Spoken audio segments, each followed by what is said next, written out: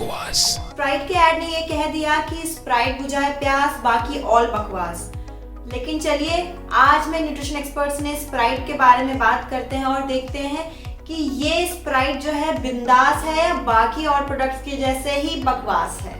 ये product Coca Cola company के द्वारा ही बनाया गया है और बहुत लोगों का फेवरेट है। जिनको कोला नहीं पीना होता है, जिनको क्लियर ड्रिंक्स पसंद होते हैं, उनमें स्प्राइट बहुत ही ज़्यादा पॉपुलर है। तो चलिए हम स्प्राइट का रिव्यू शुरू करते हैं, बट उससे पहले प्लीज़ आप मेरे चैनल को सब्सक्राइब ज़रूर करें। अगर हम इसके इंग्रेडिएंट लिस्ट को चेक करते हैं तो सबसे पहले है कार्बोनेटेड वाटर। कार्बोनेटेड वाटर जैसे कि मैंने आपको पहले भी बताया है, कहीं भी हार्मफुल नहीं होता है आपके लिए, आपके डाइजेशन के लिए अच्छा होता है और इसमें चीनी भी नहीं होता है। चीनी देखिए इसमें अलग से इंग्रेडिएंट मिलाया गया है। जो नेक्स्ट इंग्रेडिएंट है वो चीनी है और ये जो छोटा सा पैक है 250 ml का, ये आप एक बार में आराम से पी सकते हैं। लेकिन क्या आपको पता है अगर आप ये एक बार में पीते हैं तो आपको 30 ग्राम चीनी मिलता है। तो 30 ग्राम चीनी का ये मतलब हुआ कि अगर आप एक ग्लास पी रहे हैं तो उसमें से देखिए कितना चीनी है, तो इक्विवेलेंट इसमें इतना ही चीनी है। तो इतना चीनी तो आपका एक दिन का रिक्वायरमेंट भी नहीं होता। आपको ज़्यादा से ज़्यादा 20 से 25 ग्राम चीनी खाना होता है दिन भर में, और इसमें अगर आप एक छोटा सा बॉटल लेते हैं तो इससे आपको 30 ग्राम चीनी मिल जाता है, जो बहुत ज़्यादा है। पर हाँ, फिर भी आप चीनी को एक तरह से मैनेज कर सकते हैं। नेक्स्ट डे थोड़ा सा डाइट कर सकते हैं या फिर थोड़ा ज़्यादा एक्सरसाइज कर सकते हैं, तो इस वजह से आपका चीनी मेंटेन हो सकता है। और लेकिन अगर आप मेंटेन नहीं करते हैं तो इससे आपको डेफिनेटली मोटापा होगा और मोटापे की वजह से अदर बीमारियां भी आएंगी।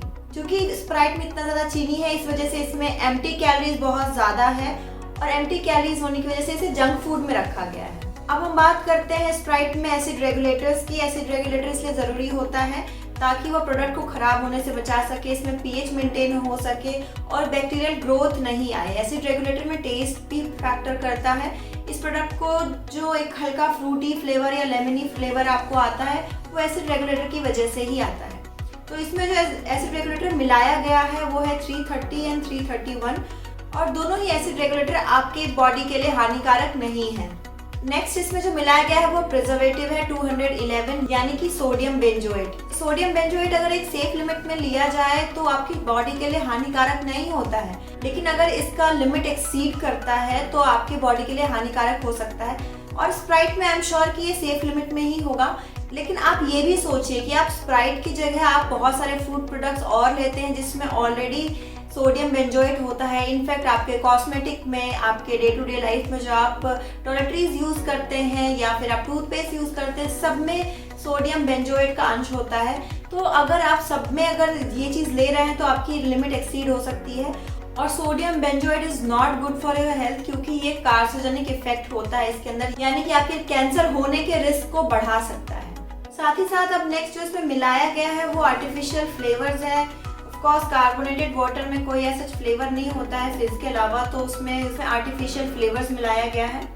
अगर हम बात करते हैं बाकी हम प्रोटीन और फैट की, इसमें कोई भी प्रोटीन फैट नहीं है। इसलिए मैंने आपको पहले बताया है कि स्प्राइट जो है एम्प्टी कैलोरीज है, इसमें और कोई अदर न्यूट्रिएंट नहीं मिलाया गया है। जो स्प्राइट की शेल्फ लाइफ है वो बहुत ही ज़्यादा कम है, यानी कि मैन्युफैक्चरिंग के बाद आपको 2 महीने के अंदर इसे ख़त्म करना होता है।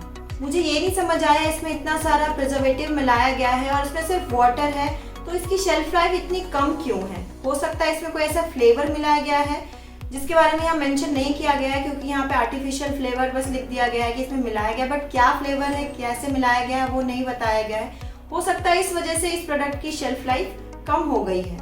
अगर आप ये छोटा सा पैक लेते हैं तो आपको 120 कैलोरी मिलेगा और ये चीज़ यहाँ पे मेंशन भी किया गया है इस पैक पे। लेकिन ये मेंशन नहीं किया गया है कि ये किन के लिए सेफ है, किन के लिए सेफ नहीं है। लेकिन मैं न्यूट्रिशन एक्सपर्ट होने के नाते मैं आपको ये ज़रूर बताऊंगी कि जो 5 साल से छोटे बच्चे हैं उनको स्प्राइट से दूर रखना चाहिए, और जो डायबिटिक पेशेंट्स हैं उनके लिए स्प्राइट जहर है क्योंकि ये फुल ऑफ शुगर है। साथ ही साथ अगर आप प्रेग्नेंट हैं या फिर लैक्टेटिंग हैं तो आप इस प्रोडक्ट को अवॉइड करेंगे क्योंकि इसमें जो हार्मफुल प्रिजर्वेटिव है 211 यानी कि sodium benzoate, that is not good for your health. लेकिन जो हेल्दी इंडिविजुअल्स हैं वो कभी कभी इस प्रोडक्ट को रेलिश कर सकते हैं। इनफैक्ट आप इसे कंट्रोल पोर्शन में पीते हैं, यानी कि अगर आप 100 ml डेली ले रहे हैं तो दैट इज़ फाइन। लेकिन आप लॉन्ग टर्म के लिए हर रोज मत लीजिए, और साथ ही साथ ये पूरा पैक एक बार में पीना is not good at all. लेकिन हाँ, अगर आप स्प्राइट को कंपेयर करते हैं कोको कोला से, तो मैं यहाँ पे यही बोलूँगी कि Sprite is better than Coke, क्योंकि कोक में बहुत सारे कलर्स भी मिलाए जाते हैं, अदर फ्लेवर्स भी मिलाए जाते हैं, और इनफैक्ट अगर ये नो शुगर भी है तो नो शुगर में जो आर्टिफिशियल स्वीटनर्स मिलाए गए हैं वो भी आपकी सेहत के लिए इतना अच्छा नहीं है।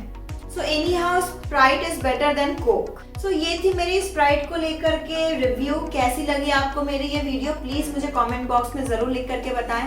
अगर आप कोई भी ऐसा ड्रिंक है जो रेगुलरली पीते हैं और उसके बारे में मुझे चाहते हैं कि मैं उसका रिव्यू करूं, तो प्लीज आप उसके बारे में मुझे कमेंट बॉक्स में सजेशन दे सकते हैं।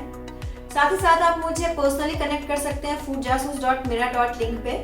फूड जासूस को आप इंस्टाग्राम, ट्विटर और फेसबुक पे भी फॉलो कर सकते हैं। आगे ऐसे ही बहुत सारी इंटरेस्टिंग वीडियोस आती रहेंगी, तो प्लीज़ मेरे चैनल को सब्सक्राइब करें, ज़्यादा से ज़्यादा लोगों के साथ मेरी वीडियो को शेयर करें, और हाँ, बेल आइकन दबाना ना भूलें। आज के लिए इतना ही, तब तक के लिए स्टे हेल्दी, स्टे ट्यून्ड।